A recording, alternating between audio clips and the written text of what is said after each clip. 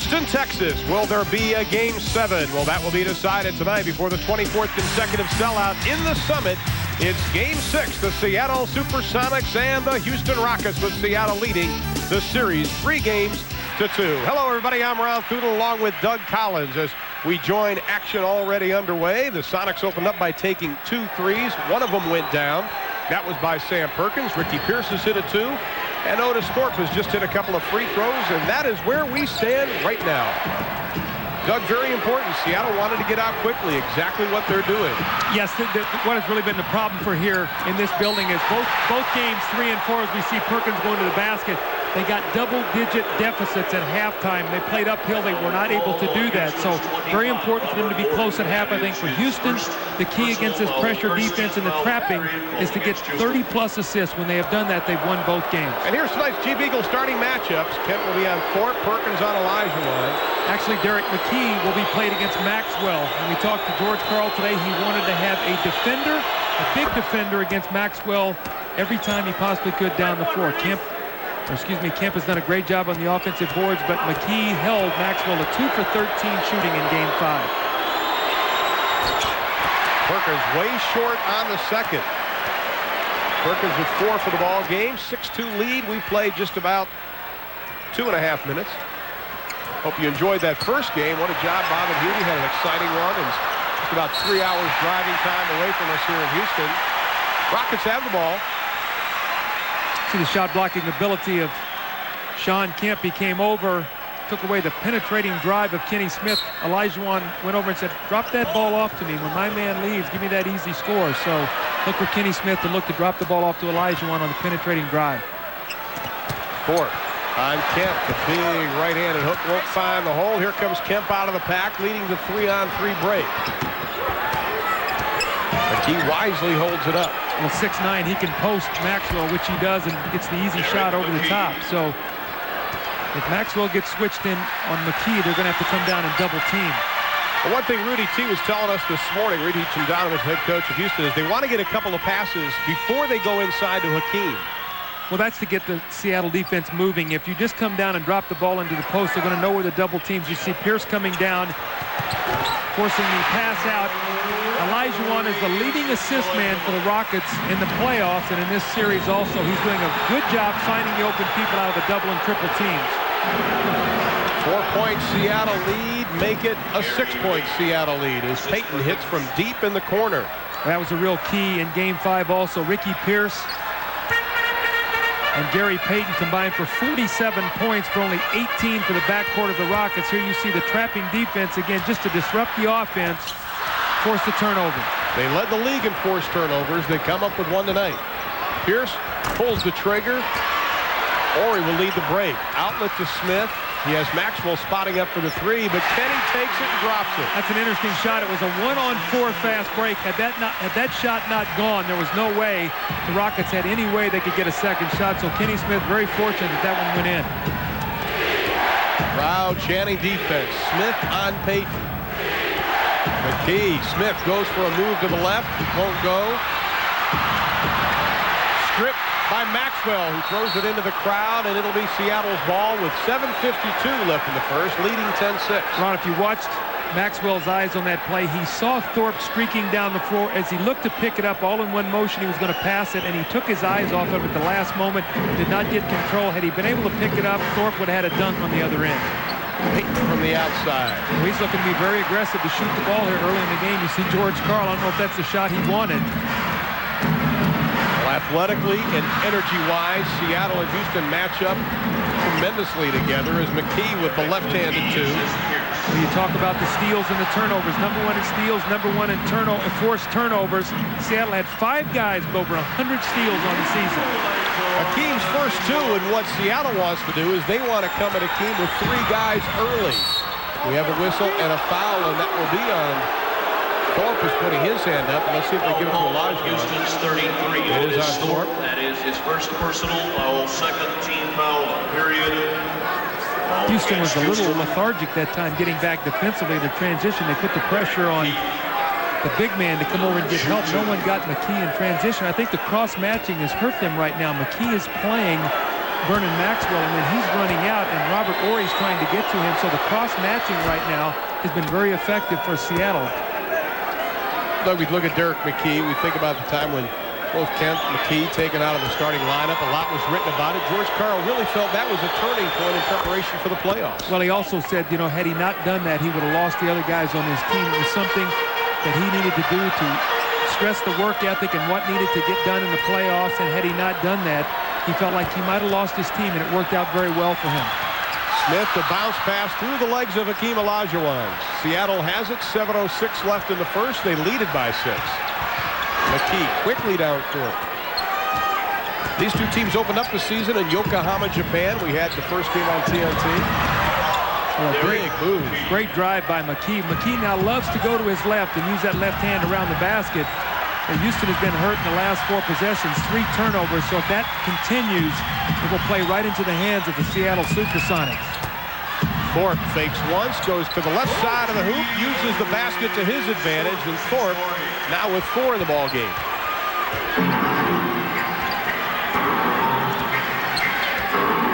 McKee has the last 6 points for Seattle. Now it is Pierce popping out. You get a switch now. Now you've got Maxwell playing Perkins, so they can drop the ball in here quickly. He's going to get a double team. Turns away from the double team into the hands of Olajuwon. Well, that's not the shot you want out of the double team. You can get a better one than that. Thorpe. A look for Nate McMillan to come in quickly because they'd like Nate McMillan to get on Maxwell and give Ricky Pierce a blow. He likes to make the change right about now. Now he wants to keep a defender on Maxwell the entire game. He does not want to let him get off shooting the threes or getting to the basket. He's a very explosive player, as we all know. He on the rookie out from Alabama, Robert Ory. Second-team all-rookie team is Pierce. The veteran can't get it to go. Maxwell streaks down the floor. Nobody sees him. Seattle started out 4 and 6 from the floor. They're now 2 of 8 6. Maxwell won't go. Vernon Maxwell, as we know, is coming off a broken wrist, has not shot the threes very well in the playoffs. A nice fast break basket by Gary Payton off the nice pass by Derek McKee, but in the playoffs, Vernon Maxwell in this series 4 for 25 from 3, and in the entire playoffs he is 6 for 34. Only 18%. Ory, big time, he misses. Boy, I tell you what, he was extended a long way on that. Could not get it to go. Pierce loses the rock into the hands of the white jerseys. Houston playing very sloppy at this point. Maxwell wanted the ball, he didn't get it, and we have a timeout. 4:53 left in the first. Seattle leads it by 6. 4:53 left in the first. The Sonics lead it by 6. Houston had an opportunity for a fast break. Well, you see the loose ball is going to be picked up, and instead of hitting the guard at half court, Olajuwon's going to try to throw the touchdown pass. Vernon Maxwell standing at half court all alone. They actually had 3-on-1. Had the ball gotten to the half court line, he could have pushed the ball up the floor, the forced turnovers. So right now, turnovers have really been a factor. Now, in Game 5, the Rockets committed 22 turnovers that led to 21 points. And when you do that against this team like Seattle, who's also a great offensive rebounding team, you give them multiple shots at the basket, and you just can't do that. So Houston needs to settle down and start executing right now. They appear to be a little jittery, a little bit too pumped up. Well, you saw the numbers on Kemp. In the last 2 games, he's had 30 rebounds, 16 of those offensive rebounds. Yuri Tomljanovic says he has elevated his game. He's been spectacular. Shot clock inside of 10. Payton, but before he shoots, we have a whistle. It's going to be an offensive foul called on Seattle. It's going to be on Sean Kemp on the moving screen. That's going to be his second, so it's like George Karl's going to have to go to his bench. Well, Nate McMillan is in, and the game you saw here on TNT, what an exciting one. Charles Barkley, the big-time shot with just 1.7 left, 102-100. Well, we had Michael doing it against Cleveland, Charlie doing it against San Antonio. There's another turnover, passing lane. You just cannot make that pass. Boy, there's a charge. If that's his third. Oh, he called for a walk. Very, very fortunate. That would have been Kemp's third foul, and Michael Cage was waiting at the scorer's table to get in for him. So Seattle really dodges a potential disaster here. See, when you play Seattle, they automatically switch any screen down, so you cannot make that pass. Someone's going to step right into the passing lane. And there we saw the traveling violation before the offensive foul. So again, a very fortunate play for Seattle. Well, Doug, there's three things that Rudy Tomjanovich talked about that he really wanted to key on tonight, and they were defensive intensity, rebounding, and decision-making. We've already seen the rebounding and the decision-making. When you play Seattle, what they want to do is they trap, they run a lot of defensive schemes, they double the basketball, and the reason they do that, Ron, is what they're telling you is we don't think that if we run you out of your offense and out of your set play that you can make the proper passes, get the ball to the right people, and execute with us scrambling the game. So when you play against Seattle, you have to be very careful turning it over, but more importantly, you've got to be a little bit more unselfish and make the extra pass. And when they've done that, they've had 30 and 31 assists and won both games shooting in the upper 50% from the field in both of those ball games. So you must make the extra pass. We've seen the difference between the home and the away teams. The home teams have been much more aggressive so far in the series up to this game. This is a 2. Now see, that was the extra pass. 2 passes, Maxwell penetrates, and he kicks it back to Kenny Smith. He was wide open. No one can get there to get a hand in his face. Both teams finished the year with regular season marks of 55 and 27 as Payton drops the jumper. Well, Gary Payton's hit a couple jumpers and a layup. So that little knuckleball he shoots up there is going for him tonight. 6 points. Or he looked at the shot, didn't take it. 4 from about 16. See, no one under the basket to rebound the ball. The floor was spaced. Thorpe takes the shot, and there's no one there to get a second shot. Seattle wants to put this game away, not necessarily for the rest, but they have another reason, Doug. Yeah, respect. They feel like that even in winning 55 games and all the things they've accomplished this year, that they really have not been given the respect due. So they'd like to be able to win this game tonight on a foreign court and prove that they're a very good basketball team. They won in Utah.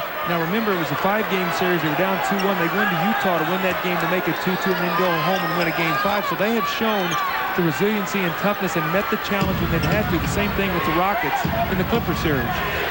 That was an illegal defense, first of the night.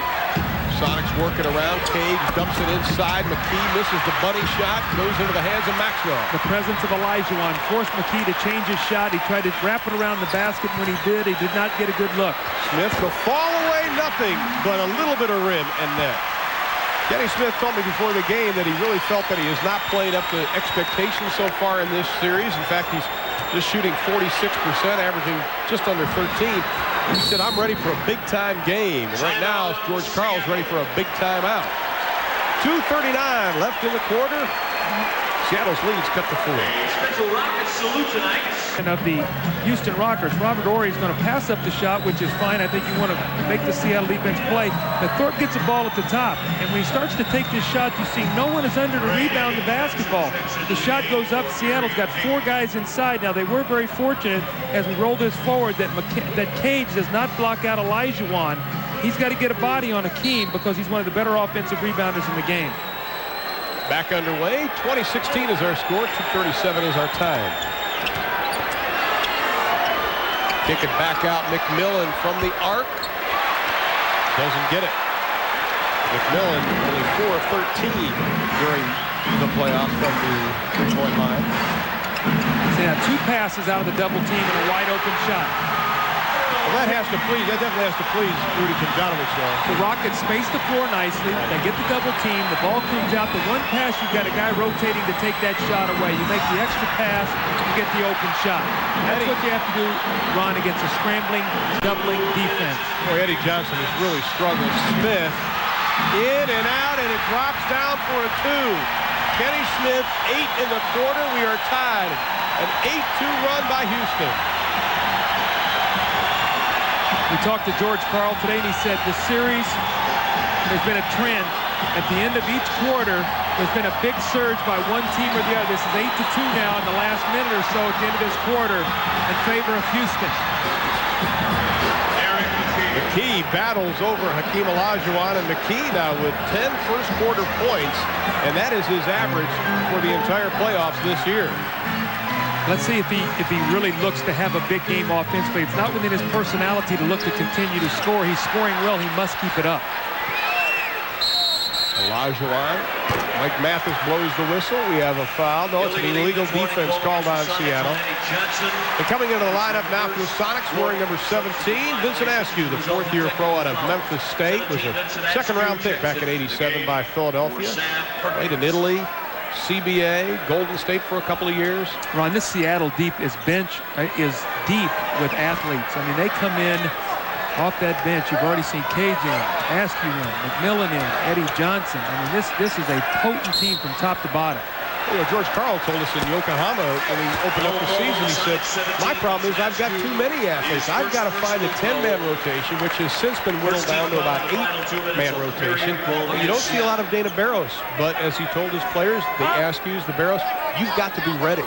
Well, I think you saw that in the New York series we did when Hubert Davis was called upon and made some big plays in the Charlotte and the New York series. So when you're out on the team, you've got to be prepared that coach at any time can come down and say, okay, get into the game right now. I've got to see what you can do tonight. So you've got to prepare yourself mentally and physically.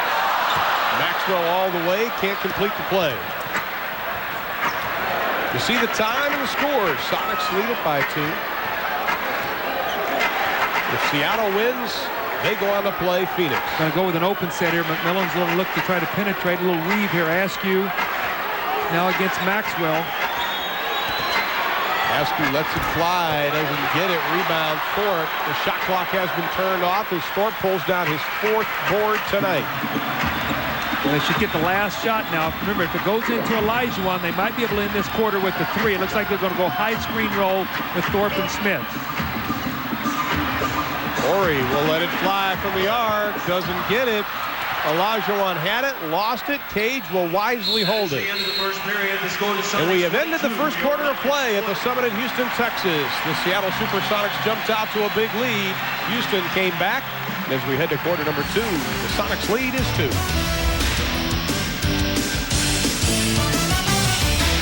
Right now, the Sonics have a 2-point lead over the hometown Rockets, 22-20, along with Collins, Amron, Thulin, Ernie Johnson, and Boston Celtics head coach Chris Ford in our studios in Atlanta.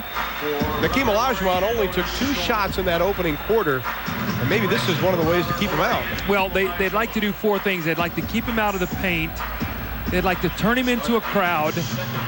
They'd like to limit his spin moves where he can go back and forth and create his shot. And then more importantly, they want to keep him off the foul line. So they've done an excellent job in the first quarter. Let's see if they can continue it. If so, it could be a long night for the Rockets because they need big points from Olajuwon. Well, Olajuwon's going to sit down as Matt Bullard is checked into the lineup, number 50. Also checking in, Carl Herrera, number 7, second-year pro out of the University of Houston. Also Winston Garland, number 22.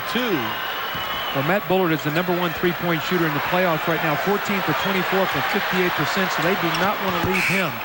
Garland has to put it up as the shot clock goes off. Thorpe gets up the loose ball and puts it back. Ron, in that first quarter, we talked about the home team dominating from the situation of field goal shooting. In the first quarter, 52 to 41% for the Rockets. Both teams had 6 turnovers, but the real key was the offensive rebounding. 6 second chance points and 4 offensive rebounds for Seattle, none for the Rockets. Smith goes up the reverse and it rolls. Smith with 10. The first Houston lead at 24-22. We've played 1 minute of the second. Let's see if Seattle tries to get Eddie Johnson off. They need either he or Pierce to have a night offensively. They feel that Eddie Johnson has a capability of coming in here, have a big ball game, and maybe helping you win a game on the road. He was triple teamed. Askew gives it up. Eddie Johnson down low. Askew has a tip by Smith. Billy Oakes says, Kenny, you touched him. Smith's first, only the 13th foul. First team foul here in the second quarter. See if he hit him in the head. It looked like he got the ball at the top, but see if he hit him in the head. Right there, it looked like he hit him on the head, maybe the right shoulder. So Vincent Askew steps to the free throw line. Interesting team now for Seattle out on the floor. You got Nate McMillan, Askew, Eddie Johnson, and Ricky Pierce. So really 4 guards or small forwards or 4 perimeter players, and Michael Cage. So when you look at this team right now with Olajuwon sitting down, he's got a small team out there. So maybe Otis Thorpe can go to work inside in the post for the Rockets. Now he's got off to a great start. Askew gets them both. Now you usually don't see a lot of trapping by this second unit from George Karl. Likes to play a little more conventional. Well, he feels like he's got some better individual defenders, you know, with Askew, with McMillan, with Michael Cage, a team that maybe doesn't need to trap as much. They also don't have a shot blocker on the floor to protect the basket. Cage trying to front Thorpe to no avail. Herrera, the running right-hander. Cage, the rebound. Tough match matchup right there for Bullard. He's not going to be able to handle the quickness, so we'll have to see now what Rudy Tomjanovich does. Ricky Pierce, the guy you don't want to let get easy scores. He's so explosive. Ricky Pierce, the 33-year-old pro who played just about 2 miles away from here at Rice. You see, they're really trying to post Otis Thorpe. Thorpe loses it. The whistle blows. He was pushed. And we've got a timeout. Askew picks up the foul. That is his second, and we have a timeout. 9:54 left in the half. The Sonics by 2. 9 minutes, 54 seconds remaining in the second quarter. The Sonics still lead by 2. Ron, we'll talk about now what the Rockets have on the floor. You have a perimeter shooter in Garland, a perimeter shooter in Bullard, and in Kenny Smith. So they're going to honor those kind of people. You pulled your other post player out. So what this does now is it opens up when the Rockets try to get the ball in post. We hold it right there. See, this guy is a guy that's got to try to get down here when they try to lob this ball over the top. And because of the spacing on the floor, he cannot get there soon enough without committing the foul. Back in action for Houston, Kenny Smith, who has 8 of the last 12 Houston points, pitches it down low to Thorpe. Bullard for the 3. Thorpe, the offensive rebound, has it slapped away, but Bullard comes up with a loose ball. There's the post by Thorpe. I think this is the guy they're going to go to. Free up some outside shooting. The 3 by Kenny Smith. He started the night 0 for 2. He is 6 for 6 since then. Well, someone better get back defensively because Nate McMillan just drove the ball length to the floor, 94 feet, right through the heart of the Rocket defense. No one steps up. They're so spoiled because Olajuwon is such a great shot blocker. He is now not in the game, so they must make the adjustment. Bullard looking for Herrera down low, being guarded by Askew. Carl Herrera doesn't get it. Loose ball foul, that will be on Herrera. And that will bring Akeem Olajuwon back into the lineup. Akeem only 2 shots in the opening quarter, has 2 points. Thorpe out, Olajuwon in. Well, you like Olajuwon in the game right now because you've got your 3 best perimeter shooters. If you put Vernon Maxwell out there, you also have a streaky shooter. We have to remember the Rockets now. On the season, they were 2nd in three-pointers made, 3rd in three-pointers attempted, and 4th in three-point field goal percentage. So they use that as a tremendous weapon with their blow post game. Eddie Johnson snakes his way through the crowd, and the other EJ with 2. This Seattle team is a slashing, cutting team. Tough team to play against because they just don't let you run your plays. They put so much pressure on you defensively. Garland with his first 2. The Sonic lead cut to just 1. Now you got Ricky Pierce now posted against Garland, so they're always looking for the mismatch. Right there it is, and it's going to be the foul. So they're seeking out the mismatch, and they're going to it every time down the floor. That's smart basketball. Or he in, Bullard out. In the playoffs, Ron, when you play a team 5, 6, 7 times, and there are adjustments made, when you get certain people on the floor, you've got to try to take advantage of a matchup you might only see for 2 or 3 minutes. So when you got it, take advantage of it.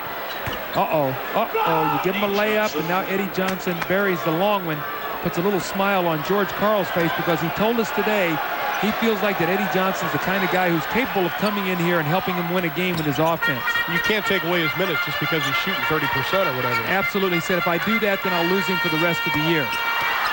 Ill-advised pass by Ori. Askew with the outlet pass. Eddie Johnson spotting up. Someone better get to him.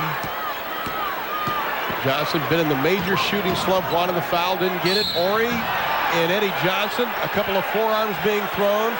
Billy Oakes and Mike Mathis are going to talk about it. Johnson pushed first, then Ori threw up the forearm, and it'll be Robert Ori whistle for the foul. Well, they were bumping the whole time, and then you see right there, Eddie Johnson looks at the referee, he starts to cut, and Eddie Johnson gets his arms out, Ori gets his arms out, and he pushes, and he's going to get called for the foul. So got to be very careful now emotionally. Don't let yourself get distracted. Eddie Johnson's a wily veteran. He'll bait you into those kind of plays. With 2 fouls, you don't want to pick up your 3rd. Carl Herrera was yelling at Robert Ori, don't get it technical, don't get thrown out. McMillan on top. Shot clock 15. Pierce fakes. Johnson from the arc doesn't get it. Page does, and with the left hand jams it down. Now this is what Seattle wanted. They wanted to be close in this ball game early. Remember, both games in here, they've been double digits down at halftime. Right now, they lead by 5, and Olajuwon only has 2 shot attempts and only 2 points. Nice job of fronting Olajuwon by Cage. Last touch by the Rockets. Seattle has him with 18 on the shot clock, and that'll bring Scott Brooks into the lineup for the Rockets. 5th-year pro out of UC Irvine. Of course, he and Nate McMillan got tangled up a little bit in Game 5. Cost Scotty, as you saw in halftime of our Game 1, about $2,500. We've got a timeout. 7:03 left in the half. Seattle 34, Houston 29. The Rockets down by 5. Sonics playing very good basketball here early, and you're going to see an excellent play by Michael Cage on the offensive boards. The shot is missed by Eddie Johnson. Here's Michael Cage with a great rebound. And remember, 1988, this guy was the #1 rebounder in the NBA. The last game of the season, he had 30-plus rebounds to edge out Charles Oakley, who at that time was playing for the Chicago Bulls, where I was the coach. So this guy is a proven big-time rebounder. Michael Cage, you must check him off the glass. He and Kemp have done a very, very good job on the offensive boards. There's McMillan on Brooks. They tussled it up in Game 5. Fans wanted to travel. Johnson, watch it. So that's what happens. You let a guy get a layup. He got a layup, now he's got 2 jumpers down. So Eddie Johnson now is feeling in a good rhythm offensively. Bad news for the Rockets is they're now down 7 points. Well, look at him build a wall on Olajuwon. Got no place to go. 3 guys every time he touches it. Scotty Brooks blocked from behind. Herrera. The ball was last touch, or Herrera was fouled. No goal on the Sonics 22. At the conclusion of tonight's game, Doug and I will be selecting our Budweiser player of the game. How about Akeem Olajuwon has not attempted a shot since the 7:15 mark in the first quarter. Checks into the game for Cincinnati. Well, they've got to find a way to get him his shot. They will not win this game if he doesn't get about 16, 17, 18 shots at the basket, because then he's not going to get to the free throw line. So they've got to find a way to free him up away from these double teams so he can get some quick opportunities before they run 2-3 guys at him. Doug, we've noticed the last couple of trips down the court, Michael Cage in Seattle do a lot of fronting defensively instead of playing behind the guy. Well, what they do is they force you to make the perfect pass over the top, and they feel like that they're quick enough to react and get down there and then help from behind. So they've done a good job here early in the game. It's a nice little screen across. Gets Olajuwon the shot. What a tip in by the rookie. Robert Horry now with 6. Maybe that'll wake up the crowd. Yeah, the crowd is rather quiet in here tonight. I was expecting this crowd to really be wild tonight. Horry with the turnover. Brooks with a 1-on-3. There's Olajuwon. 3 turnovers, only 3 field goal attempts, and only 2 rebounds so far. See, there's the front and the post, and the great hands by Kemp to knock that ball loose. And then Horry takes it away from Nate McMillan, who's whistled for the foul. McMillan's first. We talked about how George Karl wanted to keep it close at halftime. We've talked about the last minute of every quarter seems to be a spurt for one team or the other. George Karl also said he wants his team to shoot about 45 to 47% of the game. He feels if they do that, they're going to win the game tonight. Well, he feels like that he's going to disrupt the Rockets, and what he wants to do by shooting well, his team can come up, they can pressure the basketball, they're going to get to the free throw line, and it just extends the defense. So what it does, it forces you all the time to play out of the way you want to play your offense, and it forces you now to make tough plays. There's a nice over-the-top play where Thorpe finds Olajuwon. If they're going to front, they're going to have to throw the high pass, and Olajuwon's going to have to catch and then go strong and quickly to the basket, not let the double team get there. Brooks on Payton as Seattle goes into their offensive set at the 15 mark of the shot clock. Payton finds an opening, has to dish it off. The 3 on the way. Cage another rebound. Now must check him off the boards. This guy is an established offensive rebounder. Tipped by Brooks. Winston Garland. All he has to beat is Pierce. Pierce blocks the shot. Well, he stopped and he let him into the play. You got to take off 1 foot and finish that. Garland stopped off 2 feet. That's a 4-point swing. 2 you didn't get and 2 you gave up. And remember now, this Sonic team is a team that capitalizes on those kind of plays because they love to get the open court. You make them play half-court basketball, you can defend them. You don't want to get them to run out scores. That is a whistle and a foul on Michael Cage. Cage is first. Into the lineup, Perkins comes back in. Also checking back into the lineup, Derek McKee for Seattle. And Eddie Johnson is going to take a much-needed rest, and Michael Cage with 4 rebounds and 2 points also sits down. Well, Vernon Maxwell's been sitting for a long time. We'll see if he comes back soon, but they're going to need some explosiveness out there on the floor. Right now, Houston really struggling to get good shots at the basket. They're stepping Elijah away from the basket, and they double-team him there also. Garland short on the jumper. Pierce leading the 3-on-2 to Kemp.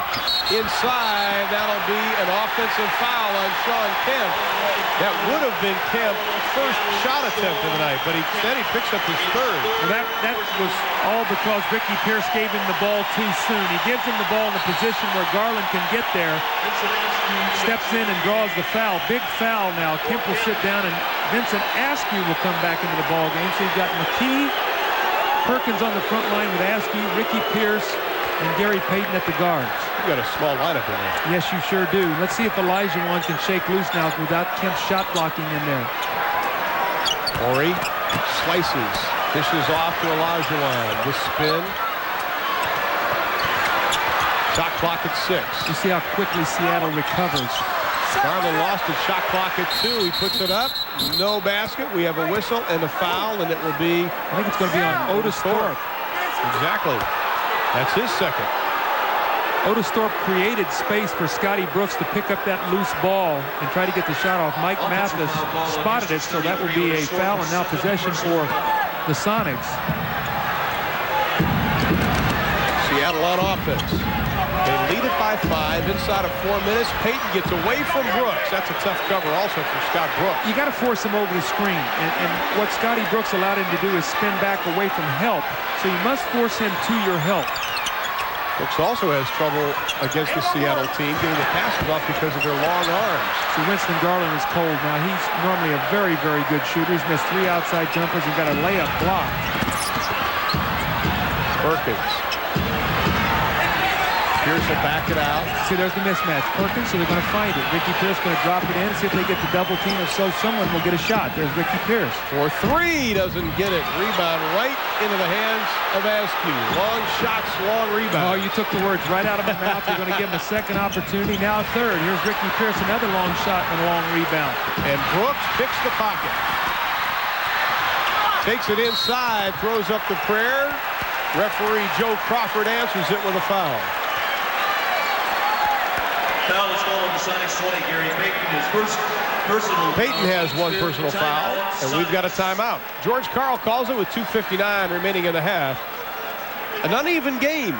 Seattle's got Houston on the back burners, and they lead it by 7. Man cards are provided by the Houston Post. Pump the ball back outside, and if we hold it right here, you're going to see he's going to be fronted in this position right here. Here's his help, and here's his help.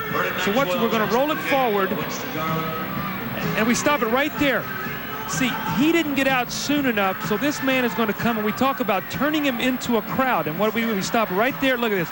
Right there, 3 Seattle defenders and forced a turnover. Then the next time down the floor, they were able to let the defense clear. They throw the lob over the top, and they get the dunk. So you must wait for that offensive man to clear, so you create an illegal defensive situation where now Elijah, when he's fronted, can catch the over-the-top pass and get the dunk. Well, Seattle's very good at just walking that fine line, Doug, of zone defenses and illegal defenses. They're one of the best. You have to have patience against them. You must put them in a position where you take your time and force them to get legal on the floor. Otherwise, you will let them front, and they will totally disrupt your offense. Now, Gary Payton wants to run screen roll, and when he does, you must force him back to help. You cannot let him go baseline. Seattle 5 turnovers in the last 3.5 minutes. This has really kept Houston in the game. McKee's fall-away jumper finds the net. He has 12 for the ball game. His playoff high is 16, but 5 of 6 shooting tonight has given him his points. See, that's what I'm talking about. McKee's personality. He's so low-key and so unassuming that he's got a big game going here. He should really get hungry to have a real big night. There's another forced turnover out of the double team. So right now, the Rockets are very lethargic. They're not moving the basketball. They're standing, and it's playing right into the hands of Seattle. Houston has not had much luck in Game 6 of playoffs. They're just 2-4, and at home, when Game 6 meant the series, they are 0-4. Horry tried to have the steal. Instead, it was last touched by Seattle with 16 on the shot clock, 2:09 on the game clock. Rockets not shooting very well in the second. Sonics are. Well, the Phoenix has already broke through tonight, winning on the road. The first Western team to win on the road. Can Seattle do the same thing tonight. Talk about the importance, how they want to prove to people they can win on the road. Boy, nice pass over the top. Olajuwon just tipped it into the hands of Vernon Maxwell, who's come back in the lineup. There's the double team. Seattle will disrupt your tempo, the hardest team to read defensively. Thorpe, the basket goes. Pure muscle.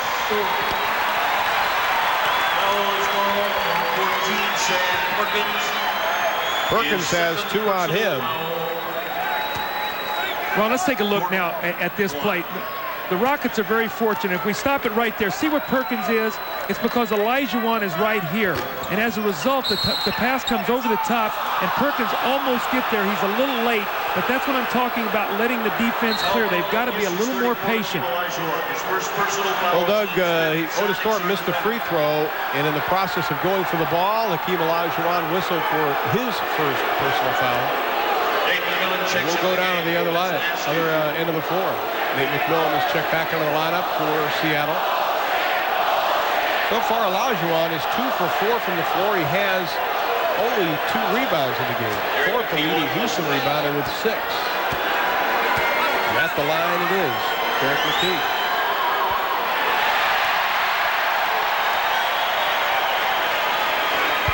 Coming up at halftime, the Reebok halftime report. Ernie Johnson is in our studios in Atlanta with Celtic head coach Chris Ford. They'll talk about the Boston Celtics this year and the future. Plus, you'll get a recap of tonight's Game 6 with Phoenix San Antonio coming up with EJ and Chris Ford.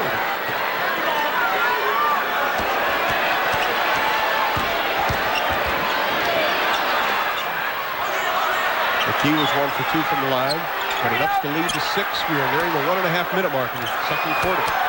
Horry, nice move inside. This time he makes sure the jam goes down. And give credit to Hakeem there. He made the nice play, the triple team. Horry makes the nice cut, and Olajuwon with a nice bounce pass. 2 years ago, he was a horrible passer out of the double team. He was going to look to shoot every time. Horry tried to keep it alive, and he did. And Olajuwon goes to the floor. Somebody has to be open. Payton, the high archer, will try it again. He's stripped of the basketball. Bug loose on the run. Who's coming up with it? We've got 1 green jersey and 2 whites. Remember now, will a team be able to make the little end of the quarter rush? We've seen it in the first quarter where the Rockets outscored them 8-2 at one point in time. Can they make the little rush to get back into this game? They're now down 4. Only 39 points have they scored. And Ron, Olajuwon has played 2 complete games here in games 3 and game 4.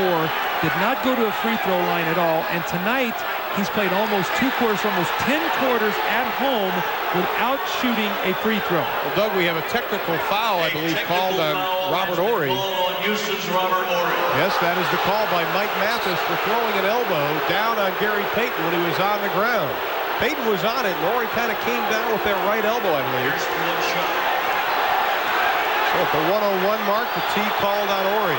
Ricky Pierce will shoot the technical. He's an 89% free throw shooter on the season, which is 6th best.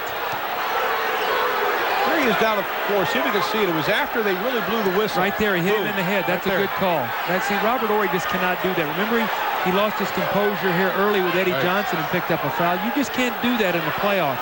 All these points cost you. Now Horry's trying to say that he should be jumping it up. Thorpe wants to jump it. Who wants it? Well, tip it back to Hakeem, whatever you do, Robert. That's all you have to do is tip it right back. See, he lets the guy step right in front of him. Very lucky. Smith released on the play. He has Pierce to beat, and he does. Kenny Smith with 12 and a half cuts the lead to 3. Now the crowd's starting to get into it. See, I think the Rockets are very fortunate to be within 3 right now. They have done a good job here of limiting some plays here for Seattle, but to be down 3, they played a very lethargic first half. Defense is their strong point, and they haven't played all that well so far. McKee, the fall away into the hands of Olajuwon. They could get a 2 for 1 if they hurry. Don't hurry too much. Right up the back of Kenny Smith. Olajuwon fakes left, goes right, count it. There's that patented spin move by Olajuwon. I tell you, to his credit, he has not forced any shots tonight. Out of the double and triple team, he's finding the open man.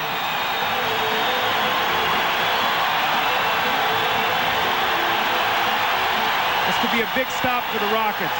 going on a real emotional high. They're on an 8-2 run. Perkins with the three at 1.8 left in the half.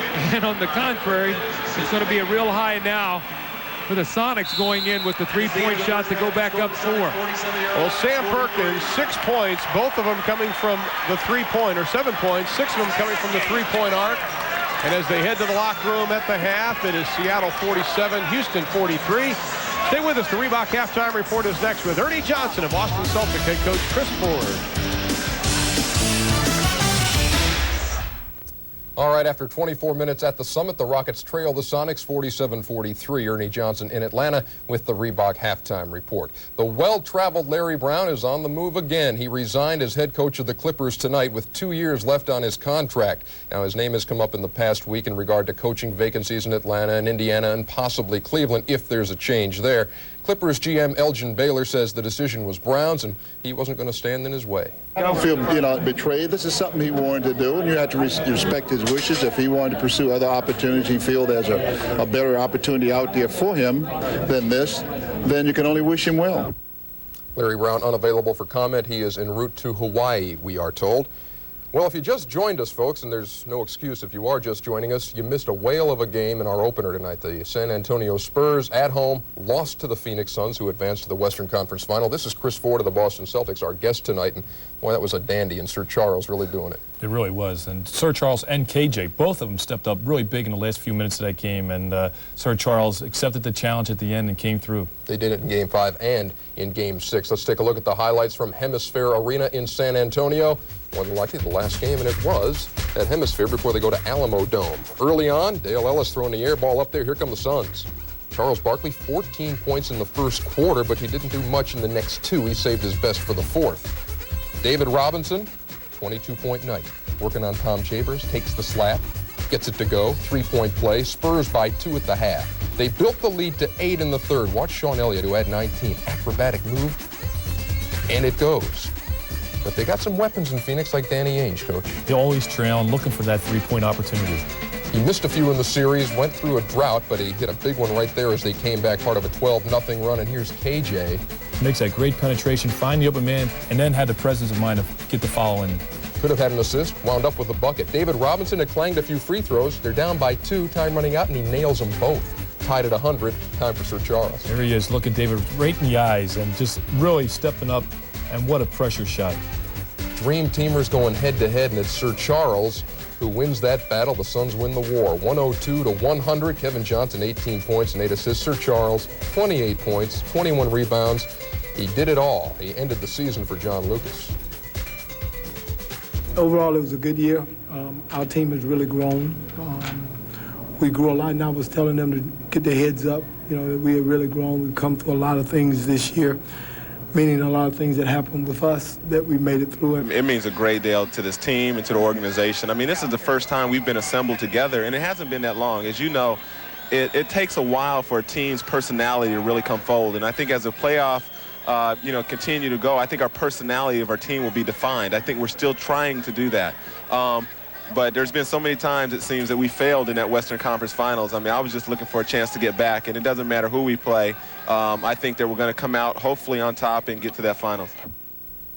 The Suns, the Game 6 summary. Bench points, very big in the second half. Oliver Miller coming up big again, and fourth quarter domination. The Suns shooting 50%, the Spurs just 22%. Kevin Johnson thinks that they can go all the way to the NBA Final. If it's Seattle, if it's Houston, how do they match up with Phoenix? Well, I think that Seattle has the best chance. I think that with what they're able to do defensively, with their swarming defense, their switching tactics, it presents a lot of problems, and you got to make good decisions out of those double teams. Well, the Sonics are seeing that it can be done. Yes, you can win a semifinal game in the West on the road, as Phoenix did. And when the Reebok Halftime Report continues, the future of the Celtics. This guy might have a few opinions on that. And to close out, the Rockets have a 4-point lead at the break as the Reebok Halftime Report continues. Ernie Johnson back here along with Chris Ford, the head coach of the Boston Celtics. Let's talk about your team. And, when the playoffs started, we had the episode with Reggie Lewis. It was a scary thing, the feigning spell and everything that went with it, the various prognosis from the doctors. What is the latest on Reggie? Well, Reggie's very confident in the latest diagnosis. He feels that he'll be able to return to the floor next year, and we're all hoping, praying that he does. Have we heard the end of that, though? Is there going to be another opinion to come?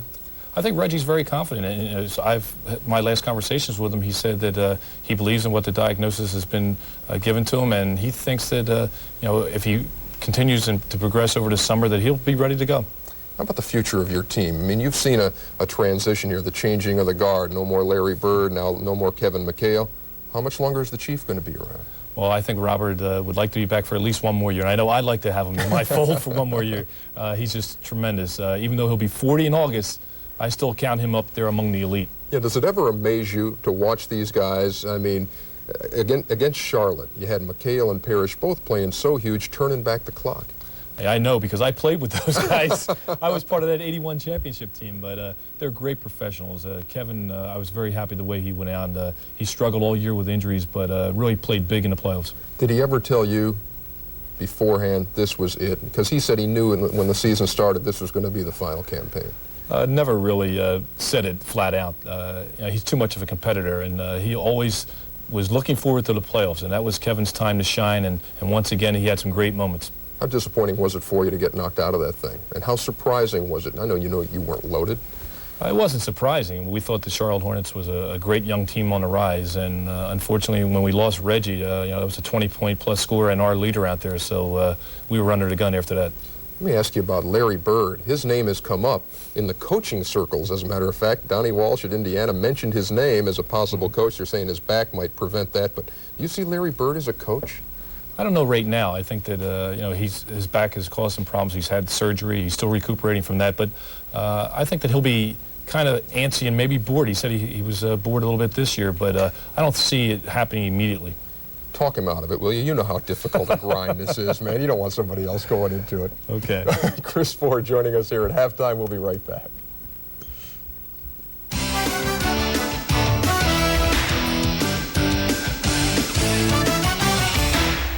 Halftime report, playing the role of George Karl, Seattle head coach, is Chris Ford of Boston. What are you telling your guys if you're George? Well, continue with that great pressure defense. I think they're doing a great job of keeping Hakeem away from the ball.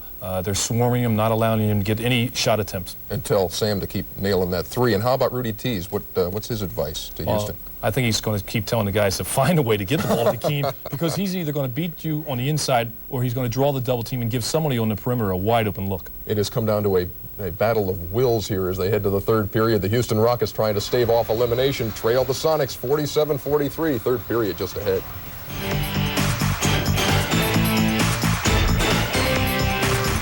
The Reebok Halftime Report has been brought to you by Reebok, who reminds you that on Planet Reebok, there are no limits. Doug Collins, I'm Ron Thulin back at the Summit in Houston. Now you know the Atlanta Hawks job is open. My colleague has been mentioned for numerous occasions in every newspaper in the country.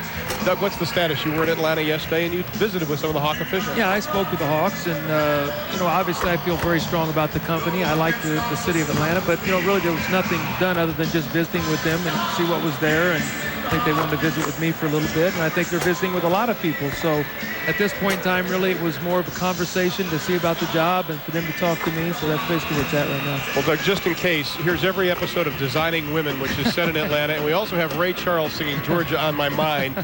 Just in case you and Kathy, your wife, want to watch it, we've got it all right here. I just in case. that. Ask for our contract. I've got 1 million years at $7 a year, so, it's a pretty good contract. Let's take a look at some of the numbers, Doug.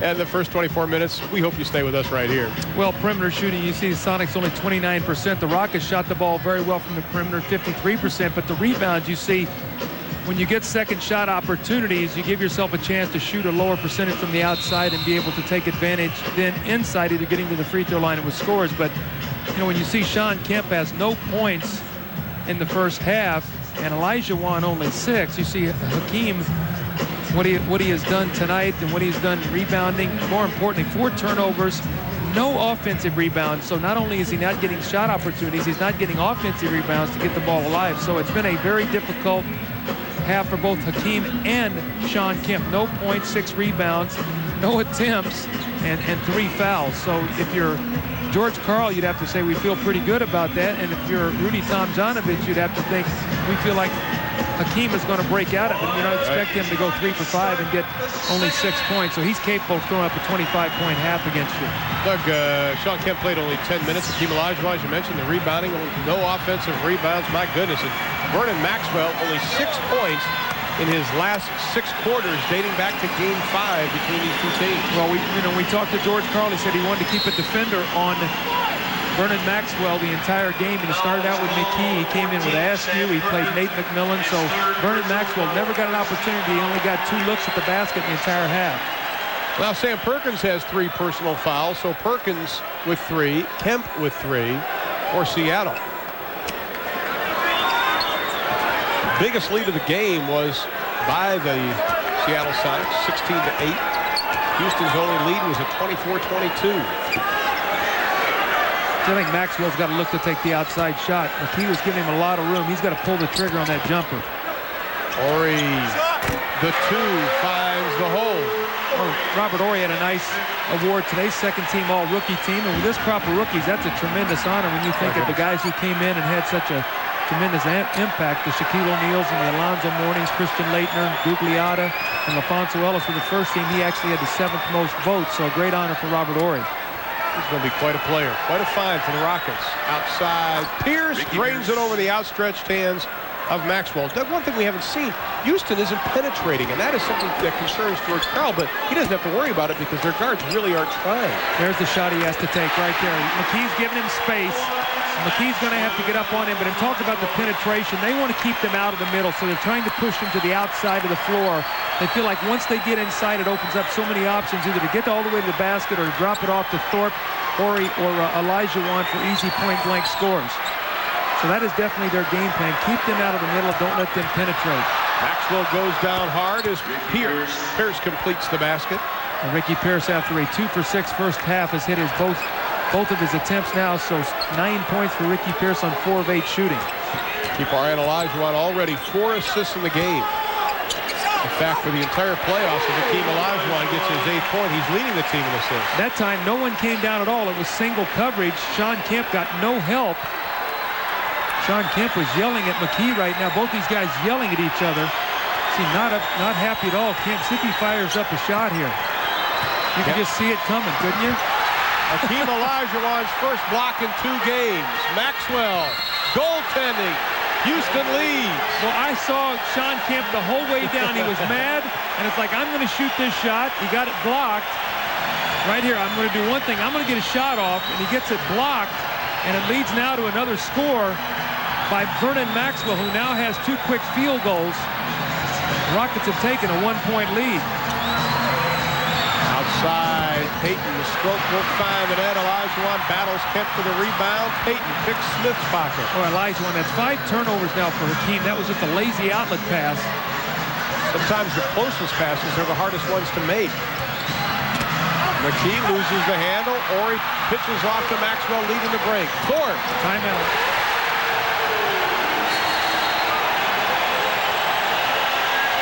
There is a timeout. The Rockets by 3.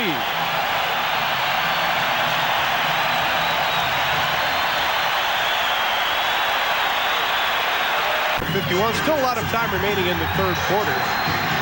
Tonight's GMC Truck Scoreboard, the Phoenix Suns advancing to the conference finals with that 102-100 exciting win over the San Antonio Spurs. Barkley with the game winner with just over a second left to play.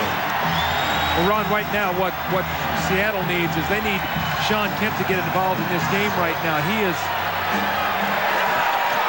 playing with the foul trouble, but also he has never gotten involved in this game emotionally. They need his emotion. Remember we talked to George Karl today, and he said Gary Payton and Sean Kemp, regardless of what statistics they throw up, there are energizers. They need to energize us, and right now Sean Kemp is in a little bit of a funk. He needs to get himself going if they're going to win this game on this road. Kemp just tosses it away as the shot clock goes to 1. Pierce throws it up, almost drills it. There's the long rebound again. Kemp throws it into the $300 seats. That's his 5th turnover tonight, Sean Kemp. So he's had 3 fouls, 5 turnovers, and has not scored. And we talked about the home team being the aggressor. Now let's see if Houston can recapture that role. Maxwell for a 2. He's warming it up. He started looking for his shot. Remember, he hit the one out the top. Then he got the layup. And now he's hit the other jumper, so he's got 3 baskets in this quarter. Houston on an 8-0 run. They lead it by 5. That is their biggest of the game. This is danger time for Seattle right now. They do not want to lose touch with the Rockets. The third quarter has been big in every game. Payton over Smith, and he gets the roll. So Gary Payton, his first 2 of the half, he has 12 for the ball game. Lead is down to 3. See if they give Olajuwon a touch this time down the floor. He can create a shot again, maybe for Maxwell. They come to Akeem quickly. Tries to dribble out. Well, great double team. That's now 6 turnovers by Olajuwon. So great defense by the Rockets. Excuse me, by the Sonics. Pierce, the acrobatic move. Olajuwon with his 3rd block of the night. Ricky Pierce is down, grimacing. 3 by Smith.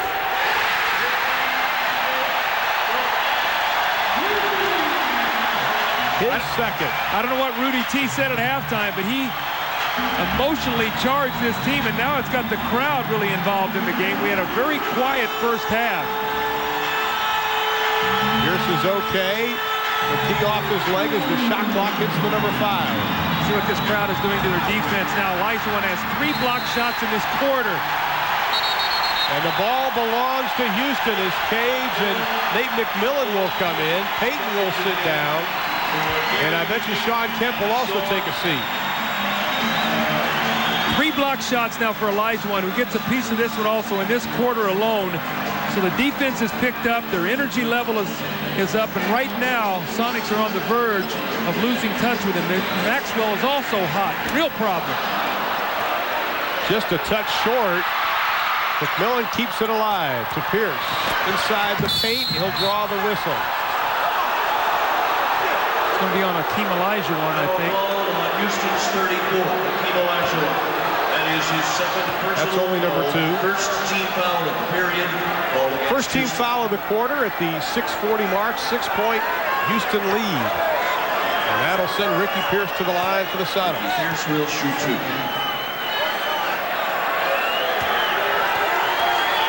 Pierce in this series averaging 19 points even. Had 24 points in Game 5.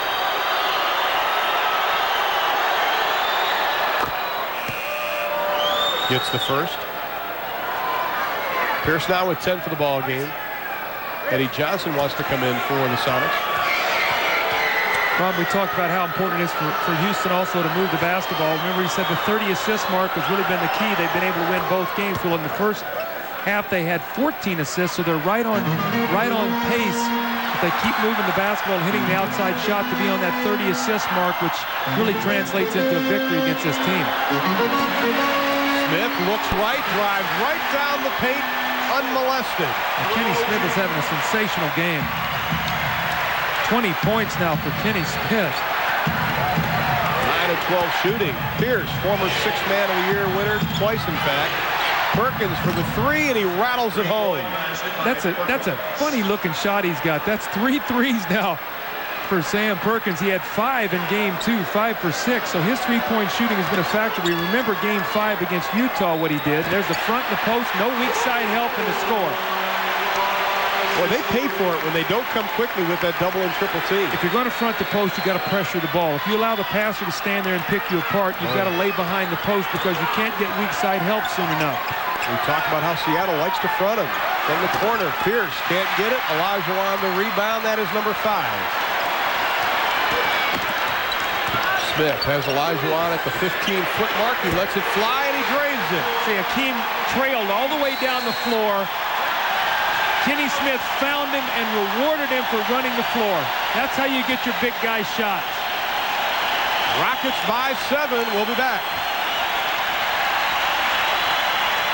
Rockets lead by 7, and Ron, this is what I'm talking about. If you're going to front the post, you must have pressure on the basketball. You cannot allow a guy to stand here and pick you apart. See where Derek McKee's hands are? Well, he stands there and just floats the ball into the post. No weak side help. So you must make that a tougher pass. Olajuwon with a score. Now he gets the tough defensive rebound. Kenny Smith pushes it up the floor. Olajuwon is going to trail to the top of the circle, and Kenny Smith does a nice job. He gets the defense to get back into the paint. So you got 4 guys in the painted area, and here's Akeem. So they're finding a way to get him shots now. He's 6 points in this quarter after only 6 in the first half. Well, Houston 10 of 11 from the floor in the third quarter. Kenny Smith 9 of 12 for the game. No turnovers in the contest, and that is a big, big plus considering how poorly they played in Game 5. And quite frankly, Houston's guards got their little bottoms knocked around. Well, Nate McMillan is in the game now at point guard. He's the stabilizer for this team. He's sort of the cool head, so he's going to try to get Seattle now back into the game. Eddie Johnson for the three won't go down. It's Houston's 17-7 run since the 10-21 mark. Boy, Hakeem really is active now. He wants the basketball inside against Perkins. Got to give him a look. The whistle and the foul. And that'll be on Derek McKee. Only the first on McKee. 4:55 left to play in the third. The Rockets have regained control of this game at 65-58 after trailing 47-43 at intermission.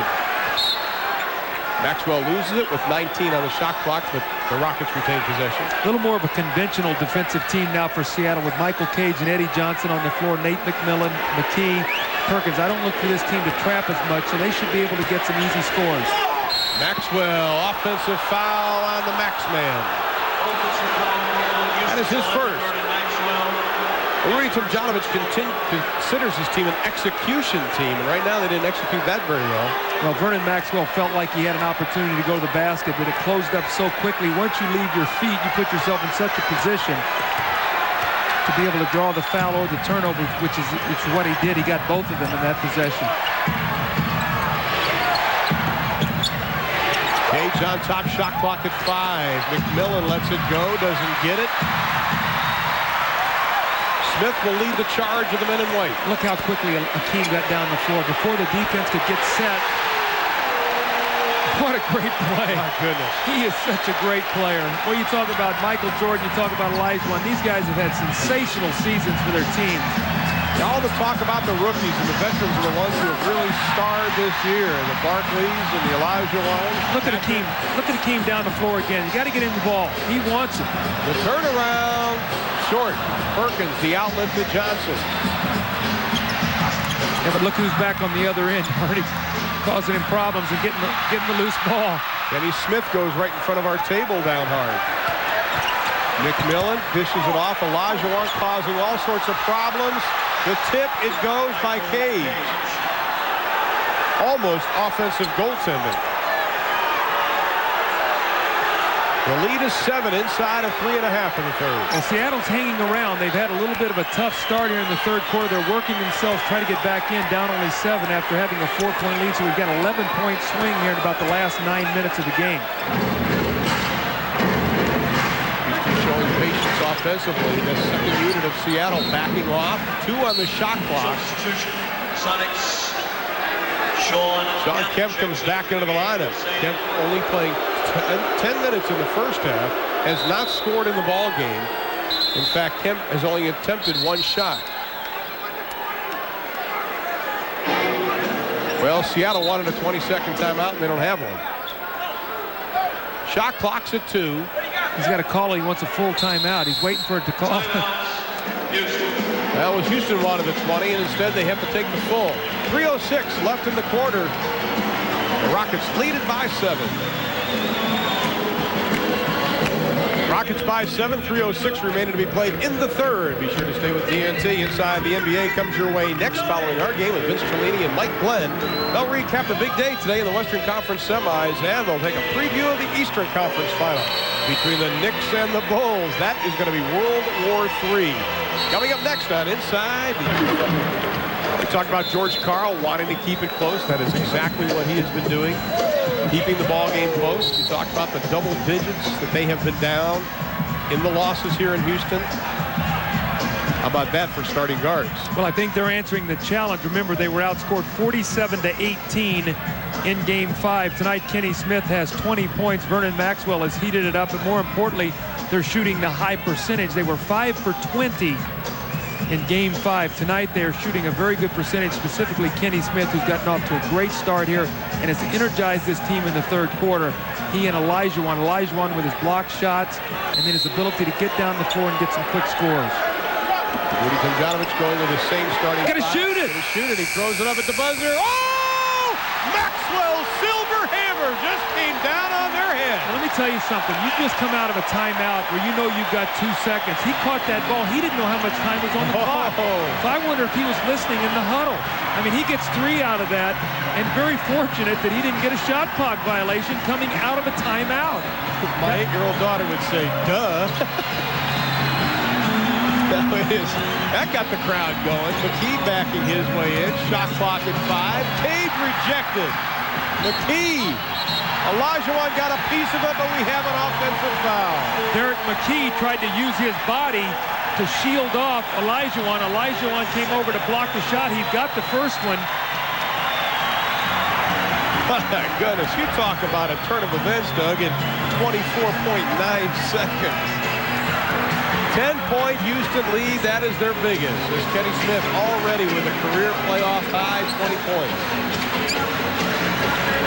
Houston 13 of 16 in this quarter, but inside it is Otis Thorpe. Well, Sean Kemp is just having a miserable game. You don't want to get on the guy, but he just allowed Thorpe to muscle in and get to the basket for a tip in. Again, Kemp has 5 turnovers, has not scored, and has been in foul trouble the whole night. They're afraid to go inside on Olajuwon. Johnson tries to, and Hakeem blocks it. This guy is sensational. He wants the ball. Smith. What about the home court with these 2 teams? We've talked about the home team has been the aggressor.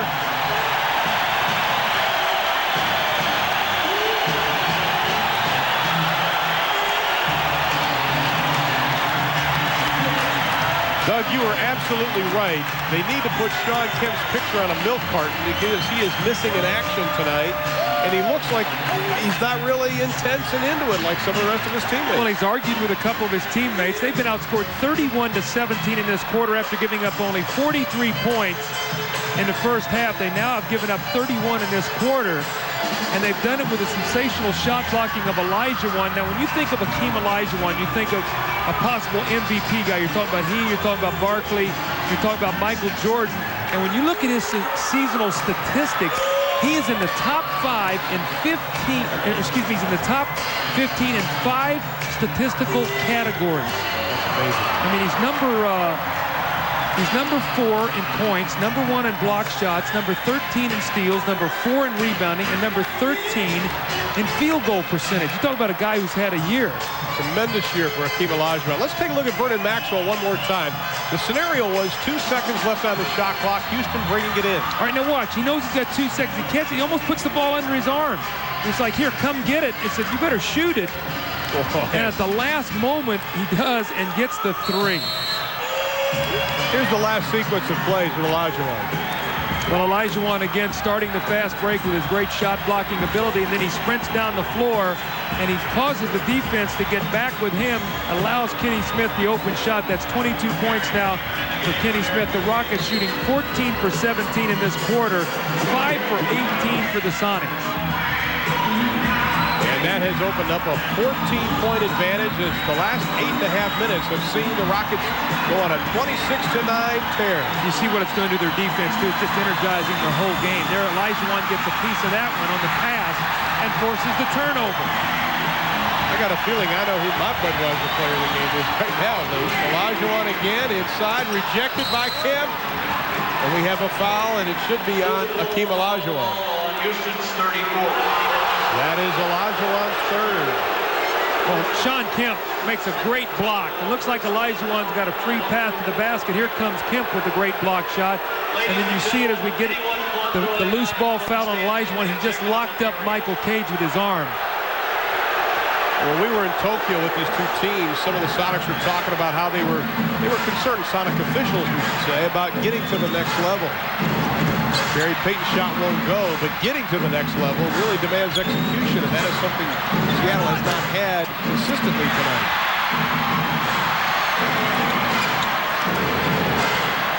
Maxwell dribbles out of the crowd inside of a minute of the 3rd quarter.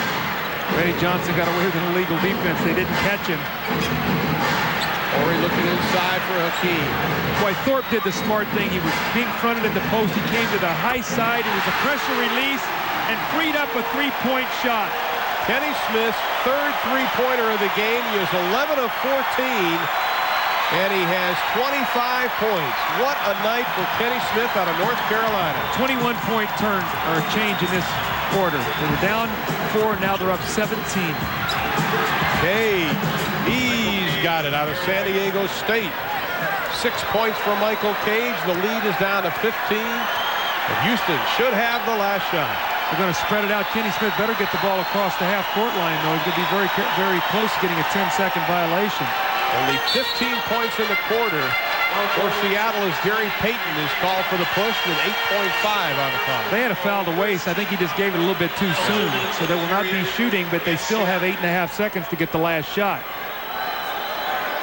Robert Horry will come in the other side of the court to inbounds the pass. Now, Ron, subconsciously, will Seattle make a run in this game, or will they start thinking, hey, we got the next game on our court? Maxwell. But be very careful to give this game away now and think we'll just get them in Game 7. 12 points for Maxwell, all in the quarter, and it was all the Houston Rockets. They allow Seattle only 15 points in the third quarter, while they go on and score 36. And as we head to the final 12 minutes, Houston wants to force a Game 7, and right now they lead it by 17.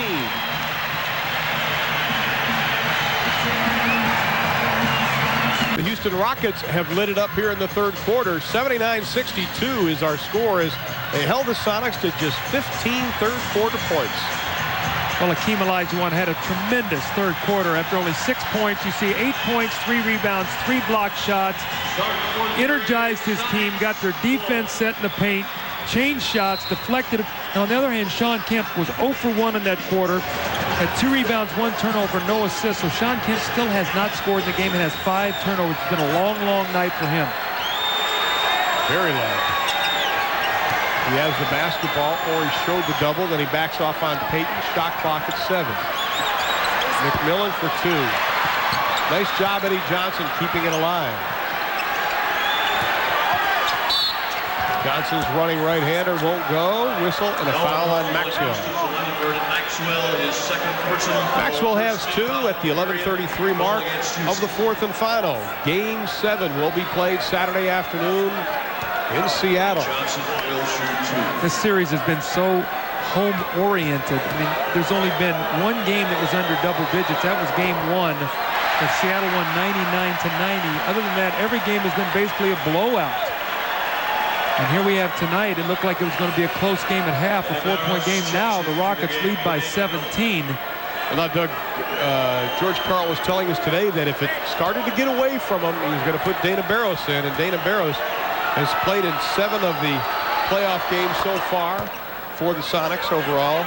He reminds me of Craig Hodges a little bit when I coached in Chicago, is that you could put Craig Hodges into the game, and he might hit 2 or 3 threes for you real quickly and get you back into the game. So see if Barrows maybe can spot up, hit a couple threes, and maybe get his team at least feeling they can come back and win this game tonight. Horry all the way to the hole, count it. I didn't think he was going to get there. It looked like he jumped off the wrong leg. I think he jumped off that right knee that he has tendonitis in. He's a little bit gimpy going back, but he did get the score. 6 of 8. Barrows spotting up for the 3. Smith quickly covers him. Inside of 11 minutes. Big pick set by Kemp. Good job defensively, the Rockets. Oh, great pass. Inside, Payton, the reverse, he's got it. Great pass by Barrows, so they're so aware of him at the 3-point line. He's able to penetrate, and he found Payton. Barrows defensively on Smith. He's running in the post now on Olajuwon. They just can't get there soon enough to stop him from getting the ball deep. Kemp did come over quickly to help out. Shot clock at 8 inside. Nice pass. Akeem Olajuwon. Otis Thorpe is fouled. What a pass by Akeem. He didn't do this his first years of his career. Well, I'm going to tell you, as early as 2 years ago, Olajuwon was not a good passer. When you threw the ball into him in the post, he was going to squeeze the shot off. It might not have been a good one, but he was going to shoot it. Now he is passing the basketball. Career high assists this year.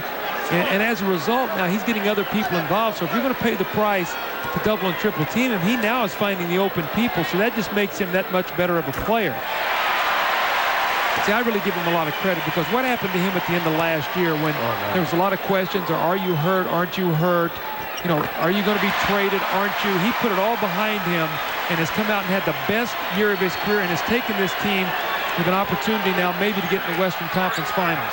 Really thought he'd be playing somewhere else this year. The breakthrough really came on the trip to Tokyo, the 14-hour plane ride as Barros loses the handle, when he and Houston management really got together, ironed out their differences. 18 turnovers for the Sonics, who are only averaging 12 turnovers a game in the playoffs.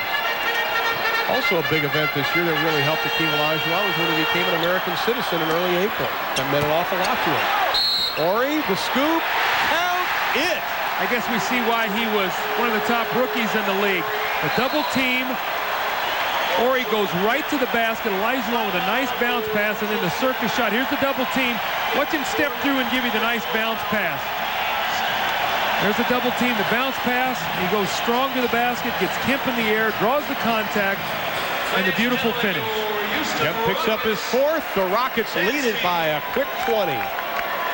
Tonight's Dutch boy in the paint. We'll take a look at the center comparison and also the rebound. Well, surprisingly, the Sonics are up 6 on the boards, but the way the Rockets have shot the ball here in the second half, that has not mattered. You see the center matchup, Sonics 20, Rockets 14, 8 rebounds to 6. But Olajuwon really has come alive in this second half after only 5 field goal attempts in the first half. He now has become the focal part of their attack, and although he's only scored 14 points, he's getting passes now to other people to give them opportunities as they go to the basket for some layup, now 3-point play opportunity for Ori. Hakeem will get a well-deserved rest. He sits down as Herrera comes into the lineup. Seattle was 10 of 17 in that second quarter, if you remember. They are 7 of 29 since then for 29%. Ori completes the three-point play. He has 15 in the ball game. 19 is his playoff high. Seattle led 51-48 with 10:21 left in the third, but they've been outscored 40-14 since that point. Well, they're aware of Barrows' three-point shooting. Kenny Smith is not leaving him alone to get a good look at the basket. That defensive play may have been made by Maxwell, who came from behind to try to distract Sam Perkins. 9.5 left to play. A 21-point Houston advantage as they blew this game open in the third. Looking to force that 7th game on Saturday. Clock at 3. That'll be a jump ball. Kemp and Thorpe. Sean Kemp tonight, no points.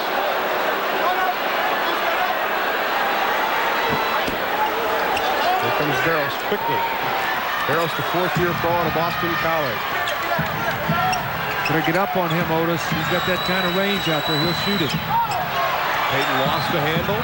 Regains it as the shot clock moves inside of 10. Maxwell putting the body on Kemp. And they're going to call Vernon for his third as he reached out and touched Sean Kemp. Only the second team foul. Eddie Johnson will trigger the inbounds pass.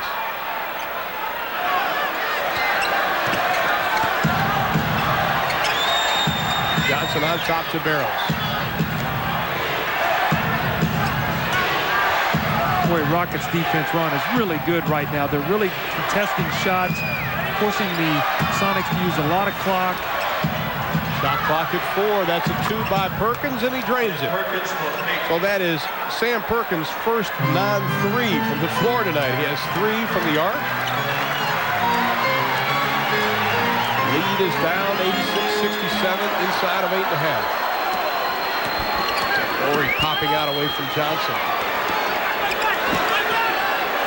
Looking for Smith. Try to get it over Thorpe. Good look inside. Thorpe is fouled on the play. He was being guarded by Barros. And Houston recognized it quickly. They threw the ball completely across the court to Thorpe, who was being fronted by Barros. You see it all the way from the top. And Thorpe goes up, pump fake. He does a nice job. He gets Kemp in the air. He knows he wants to block every shot. And then Otis Thorpe with a nice little finish there to try to get the three-point play. The basket did not count, but he will get the 2 free throws. Thorpe at the line. He is now 5 of 6. Kemp picked up his 5th personal foul. Otis Thorpe, the playoff field goal percentage leader. Gets them both. Otis Thorpe now with 18 points in the ball game. Had his career playoff high in Game 3 with 28 points and 14 rebounds. A double team on Kemp. Johnson for 3, in and out. His shooting woes continue. Kemp the follow, big time rebound by Ori. One of those nights for Sean Kemp. Just to tell you how bad it is, George Karl's leaving him in, this despite the fact he has 5 personal fouls. Hopefully he'll play through this little fog that he's been in and out. Perkins, the left-handed shot will find the net as Herrera whistled for the foul. Sam Perkins is such a difficult player to defend. He's so versatile. We've seen his three-point shooting. We've seen him step inside the three-point line. Now we see him posting. A lot of times he loves to come to the middle. They take it away, and it's a little up and under move. I'm sure Chris Ford, sitting back in our studio, has seen Kevin McHale do that on many occasions.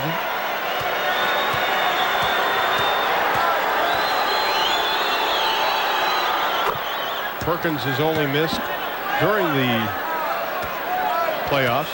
Only missed 3 free throws. 2 of 3 tonight. Rolls down the second. This Houston Rocket team is a far cry from the team that last year, the final regular season game of the season against Phoenix, if they won it, they go to the playoffs. 4 players showed up late, just in time for the game. Of course, they didn't make the playoffs, first time since '84. Rudy Tomjanovich, a tremendous job rebuilding this team.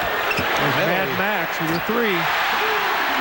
I think it's interesting. He took them from the lottery to the division championship. No other coach has ever done that in one season. So amazing. It says a lot. They also got an excellent draft choice in Robert Ory. They were high on him from day one. On the shot, Kemp is fouled. That brings into the lineup Vincent Askew, also coming in for the first time tonight. Gerald Patio. I think what you've seen George Karl do is he's just pulled the plug right there, and he says, you know what, guys, we're not going to get this one tonight. So we're going to have to depend on the Seattle Coliseum being good to us on Saturday in Game 7. This is why you play all season long for the home court advantage. Now, one thing about it, Ron, today there was a big article in the Houston paper here talking about the basket that David Robinson made the last game of the year when Houston played San Antonio that should not have counted, that they feel cost them the home court advantage. What cost them the home court advantage against Seattle was their loss to Dallas here at home the game before. That's right. I think the columnist sort of missed that. Barrows from the outside, doesn't get it. Olajuwon tipped it into the hands of Askew. Barrows slicing the defense, stolen away. Maxwell has a tip by Patio, has a tip by Herrera. Kenny Smith. You know, one guy we have not seen tonight, normally the fourth quarter man for the Houston Rockets is Scott Brooks, but Kenny Smith is playing so well, Rudy T is staying with him. That's 12 for 15 now after starting 0 for 2, so what he's 12 out of his last 13. That's not bad. Not bad at all. He has answered the call, though, when they talked about that the Rockets guard were severely punished the other night in the game against the Sonics, so. Inside look, Olajuwon, they're going to jump it up. Rudy T said his team has met every challenge he gave them this year. They started out at 14 and 16. A lot of people were writing him off, and this team, under that man's leadership, has come on strong. And right now, they lead it by a bunch.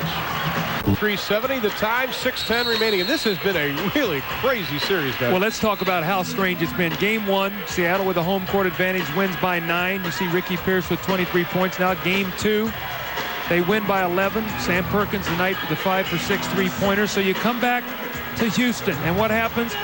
In the third quarter, they're up 33. They end up winning by 18. Otis Thorpe gets on track and has a big night, 28 points. Olajuwon now an 11-point win. You think the Rockets are rolling now. They're going to go back and steal the home court. Right, a 25-point loss. And now, so you think the Sonics got it rolling, right? So they come into Houston, and now they're down 23. So good luck in what's going to happen on Saturday. Oh, I tell you. How about for Houston, Doug? The entire second half production as Houston gets control of the basketball has been from the starters. In fact, the bench of Houston tonight, only 4 points and 1 rebound. But who needs it when you have Kenny Smith, Vernon Maxwell, and Akeem lighting it up? Bullard into the lineup. He likes the 3. Smith will take it from way outside. Why not? When you're shooting well, that ball barely got over the front rim. Oh, man. That was an Al Order heave. 4 threes, tonight for Kenny Smith. He has 30 points. And the first guy off the bench there to congratulate him was Scott Brooks. I think Scott's going to be into the game right now, as is Winston Garland, so that the Vernon Maxwell and Kenny Smith can get the kind of applause they have deserved for tonight's performance. They won the Battle of the Guards tonight.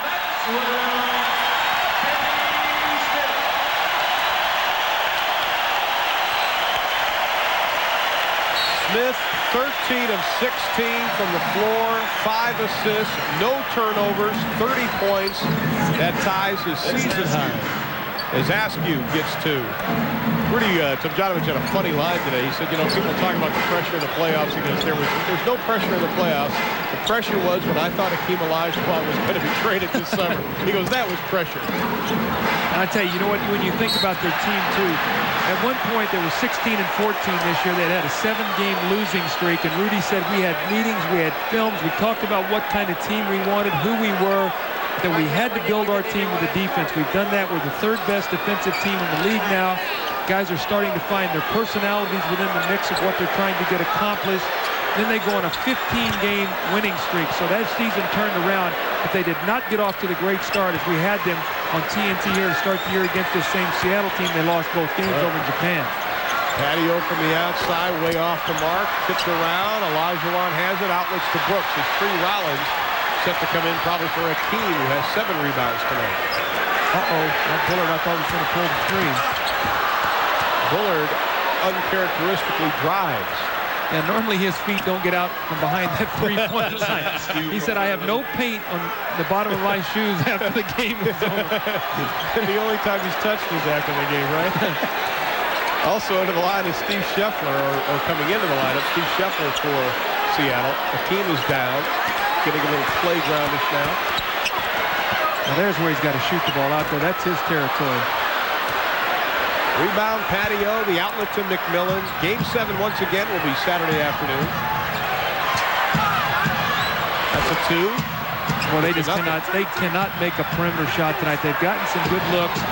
You know, we talked to George Karl. He felt like that in Game 4 in here, they had played well, but they shot so poorly. But tonight, they have not been able to get anything to go from the outside. You know what they were in the first half? They were 6 for 21 from the perimeter. They're not much better here in the second half, if at all. Barros all the way, the high arcer over the outstretched hands of Hakeem Olajuwon. Dana's in the books, and we have a timeout. 3:48 separates Houston from pushing this series to Game 7, and right now they lead it by 20. 20-point Houston lead, 96-76, 3:48 showing on the clock. If this lead holds up, and we're speculating that it will, we will have the Western Conference Finals, Game 1, Seattle and Houston. Of course, it would be Houston if the lead holds up. At Phoenix, that'll be Monday night at 9 o'clock. Bob and Doug are going to be down there. For Game 1 of the Western Finals, we'll also have some of the Eastern Finals next week, with UB and myself in New York.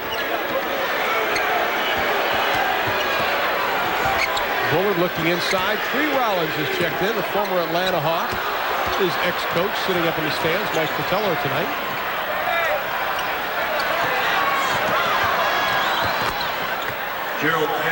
Gerald Patio gets his first 2. He is 4 of 6 now in the playoffs from the floor. This is only his 4th playoff game total. For Tree Rollins, this is his 5th. Shot clock inside of 10.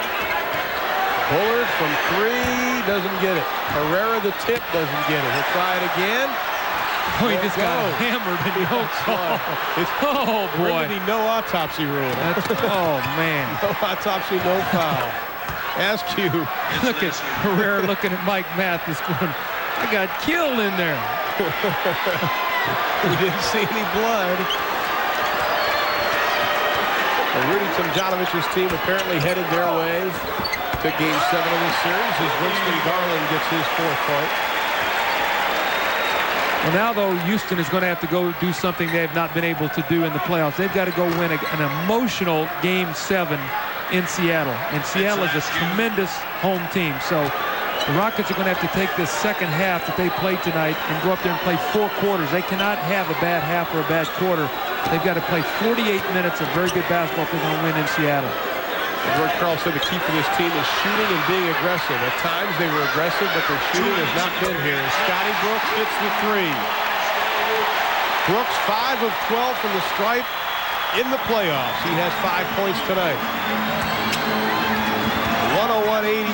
Scheffler with the left hand gets the roll. Steve Scheffler.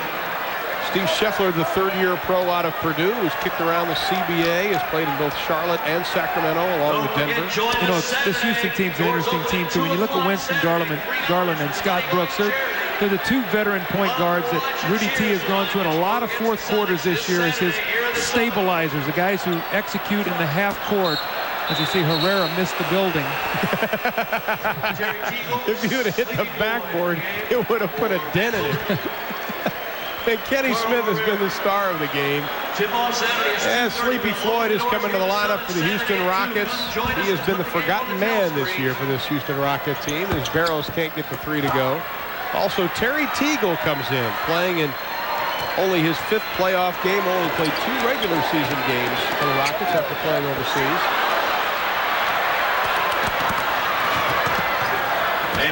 Barrows skates his way through the crowd. He has 4, 101-86. Just about a minute left. Teagle's favorite spot is that baseline. He's got a piece of tape over there that he runs to. He can really shoot the baseline shot. They signed him right at the end of the season in case they needed a guy with experience that could come in and score some points, because we know he can do that. We've seen him at Golden State do it. We've seen him here.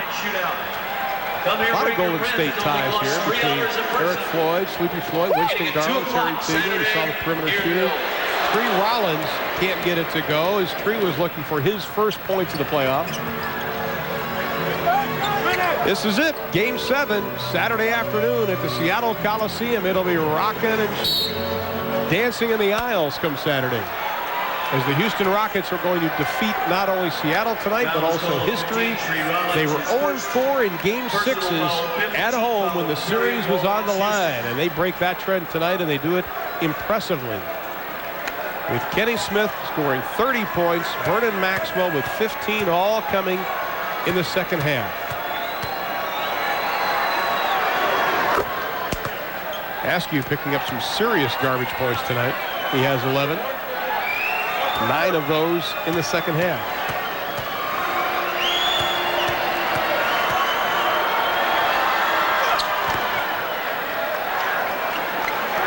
Gets them both. Final 34.6. 103-88 is the count.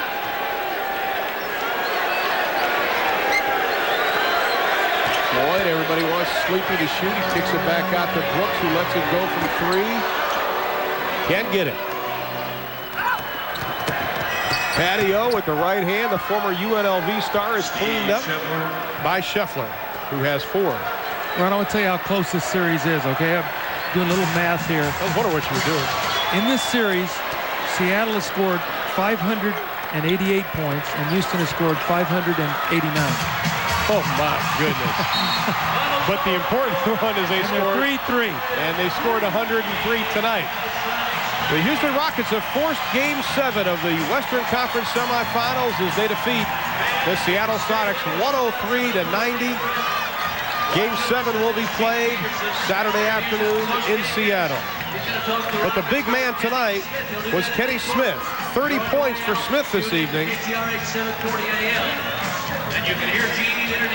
as he leads the Houston Rockets 103-90. And joining us at our table right now is Kenny Smith. First of all, Kenny, before we start talking, can you hear okay? Yeah, I hear you well. Before we blare out. Kenny, before the game, you and I were talking, and we talked about you having the big game and coming out of the slump, keeping the ball in your hand, and that is exactly what you did tonight, and you did have the big game. It has to feel good considering what happened in Game 5. Well, definitely it feels good to come out with a win, and I think we had a great team effort collectively. We played well together, but like you said, I just thought it wasn't really a slump. I just felt that I wasn't keeping the ball in my hands a lot. If you take 6 shots, you can't be in a slump. So a lot of times you miss your first 4, 3 or 4, and then make the next 4. Kenny, you guys got off to a slow start tonight, only 43 points in the first half. What did you talk about at halftime? Hakeem only had 5 shot attempts. Did you talk about getting him more involved in the game? Yeah, we have to get him in the game early before the double teams can occur. And once we're set, they're a good basketball team where they defensively they send 3 or 4 guys at him. So it's important to push it up quickly, and he can get some one-on-one coverage. I guess also to you guys have answered the challenge after being outscored 47-18 at the guard position the other night. You guys come in tonight. Maxwell hit some big shots in the third quarter, and yourself. Did you take that a little personally? And they were talking about how that the Sonic backcourt had outplayed you guys. Well, I think you have to take it personal in the sense that you have to give a better effort. And I think tonight we gave a good effort. We played aggressively, and myself and Vernon we pretty much put the burden of that loss on our shoulders, and fortunately tonight we came out, we shot well, and hopefully we can do the same in Game 7. Well, talk to us about the keys in Game 7. Now, going up to Seattle, a very, very difficult place to play. You guys won there, an important game, though, late in the season. That was your only win against them up there this year. What are you going to have to do on Saturday? Well, obviously, defensive pressure is going to be the difference of the game, and they're a great offensive rebounding team. Their guards go inside like Peyton and McMillan, so it's going to be important to win the rebounding game, and then that'll get our break going. We might get some easy transition games. And it has been rough travel because you're leaving right now after the game. You get on your charter and you go right up to Seattle. It's been some serious travel going back and forth. Yeah, no question. Someone could have bought some condominiums and put us in there and made some money because we've been going up there a lot. But I think we're happy. We're confident going up there, and hopefully we can come out with the win. Well, I know that George Karl has told his team that you guys had to play each other in Japan, so it's better flying to Seattle than it is all the way to Japan to play. So think about it positively. No question about it. Now, you want to say one more dig about North Carolina and Duke right now while you got it? You took the words right out my mouth. I knew you were waiting to do that. I could have my blue shorts on underneath. He named his new son Duke, is all I know. Well, Not at all. Kenny Smith, a big night tonight with the 30 points, and he leads the Houston Rockets to the win as Kenny Smith is our Budweiser player of the game. 13 of 16, you missed 3, and he made 13 of his last 14 shots. Kenny Smith, our Budweiser player of the game. Once again, the final 103-90. The Houston Rockets forcing Game 7.